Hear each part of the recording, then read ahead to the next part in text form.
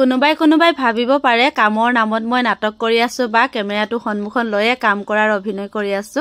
তেনেকুৱা কথা নহয় যেতিয়া বানপানী হৈছিল আৰু বানপানীত যেতিয়া আমাৰ ঘৰলে পানী সোমাই আহিছিল পানীৰ লগতে মানে কাৰবাৰ লেটিনো সোমাই আহিছিল আৰু সেইদিনা ইমান দুখ লাগিছিল হসাকৈ কান্দিছিলো কেতিয়া ঘৰ এটা বনাব পাৰিম তাকে লৈ বহুত মনৰ মাজত দুখ এগালমান পুহি ৰাখিছিলো কিন্তু ভগৱানে সেই সপোনবোৰ পূৰণ কৰি দিলে আৰু এফালে দেখিছে আপোনালোকে আমাৰ মানে ঘৰটো বনাই থকা হৈছে বহুত দিনৰ পৰা দেখি আছে ঘৰ এটা সোনকালে কেতিয়াও নহয় কাৰণ পকি ঘৰ এটা বনাবলৈ বহুত টকা লাগে এবেগ সিমেন্টৰ দামে আপোনালোকে গম পায় 500 টকা আৰু মিস্ত্ৰী হাজিয়া লগতে যোগালী শিল বালি বহুত বস্তু লাগে কিমান পইচা লাগে সেই গতিকে মানে একেবাৰতে কামখিনি কৰিব পৰা নাই যেতিয়া মাজে সময় 2 টকা 1 টকা পইচা পাও তেতিয়াই মানে কামত লগাই থাকো আৰু ইফালে দেখিছে নহয় মই বালিখিনি চালি আছো এফালে আমাৰ অনুৰাগে বহুত দিনৰ মূৰত আমাৰ ঘৰলৈ আহিল আমাৰ দেৱলতাহতে আজি ডিব্ৰুগড়লৈ গৈছে অনুৰাগক আমাৰ ঘৰত থৈ গৈছে আৰু অনুৰাগে বহুত দিনৰ মূৰত আহি মোক কৈছে এবাৰ বোলে দাঙি ল'ব লাগে সেয়ে মানে এবাৰ কুলাত তুলি ললো আৰু সন্ধিয়া হৈ আহিছে সেইটো কাৰণে বহুত সোনকালে কামখিনি কৰিবলগীয়া হৈছে ঠাণ্ডা দিন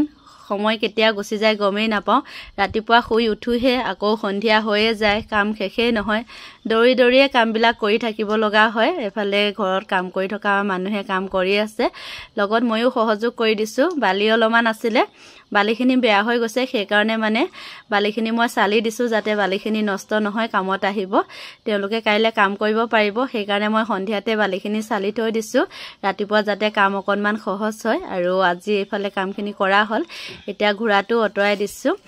আৰু ইফালে চাওক ফুল এজোপা ইমান ধুনীয়াকৈ লগাই থোৱা আছিল কিন্তু ঘৰটো বনাওতে এতিয়া ফুলজোপা মানে অকনমান বেকা হৈ গল সেয়ে উঠাই দিছো ইমান ধুনীয়া চাওকচোন এজোপা আগতে যেতিয়া বানপানী আহিলে আমাৰ ঘৰৰ ভিতৰত ইমান বেছিকৈ পানী সোমাই আহে তেতিয়া ইমান যে কষ্ট হৈছিল আমাৰ কত থাকিব যাও কত নাযাও এনেকুৱা লাগে 2 দিন 3 দিন ভাতেই খাব নাপাও বানপানী আহিলে সেই কাৰণে ঘৰটো অকনমান এবাৰ উখকে বনালো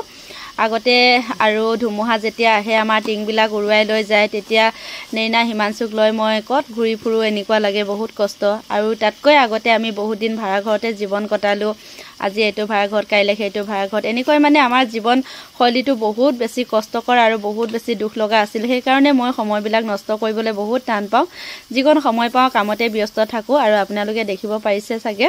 মোৰ ড্ৰেছ পাতিবিলাক মই কাম কৰিবৰ সময়ত যিখিনি কাপোৰ পিন্ধি সুবিধা পাওঁ সেইখিনিকে পিন্ধি লওঁ আৰু কাম কৰা সময়ত ভাল কাপোৰ পিন্ধি থকাটো তো সম্ভৱ নহয় সেই কাৰণে মানে এনেকৈ যি পাওঁ তাকে পিন্ধি কামত লাগি যাওঁ আপোনালোকে বেয়া কমেন্ট নকৰিব আৰু এইবিলাক কোনো নাটক নহয় সঁচাকৈ বহুত কষ্টৰ বিনিময়ত আজি এইখিনি হৈছে আৰু কিমানখিনি কষ্ট কৰিছো মানে সেইখিনি শব্দৰে বৰ্ণনা কৰাটো সম্ভৱ নহয় আপোনালোকে নিশ্চয় দেখিছে আৰু কষ্টৰ বিনিময়তে আজি ঘৰ এটি সাজিবলৈ সক্ষম হলো আৰু ইমান ভাল লাগে যেতিয়া ঘৰখনৰ ভিতৰত সোমাই যাওঁ পকি ঘৰখনত নিজৰ ঘৰখনত লোকৰ ঘৰত জীৱন কটালো বহুত সময় ভাড়া ঘৰত আৰু ভঙা চিঙা ঘৰত আজি নিজৰ ঘৰখনত থাকিবলৈ পাই বহুত ভাল লাগে সেই কাৰণে ঘৰখন মানে খুব সুন্দৰ কৰি ৰাখিব মন যায় আপোনালোকক আজি দেখুৱালো আজি কি কাম কৰি আছো ভিডিওটো কেনেকুৱা লাগিলে নাজানো যদি ভাল লাগিলে আপোনালোকে সদশেষত এটা অনুৰোধ কৰো যিসকলে মোৰ পেজটি ফলো কৰি দিয়া নাই আপোনালোকে ফলো কৰি দিব বুলি আশা কৰিলো আৰু ভিডিওটো চাই থকাৰ কাৰণে আপোনালোকক বহুত বেছি ধন্যবাদ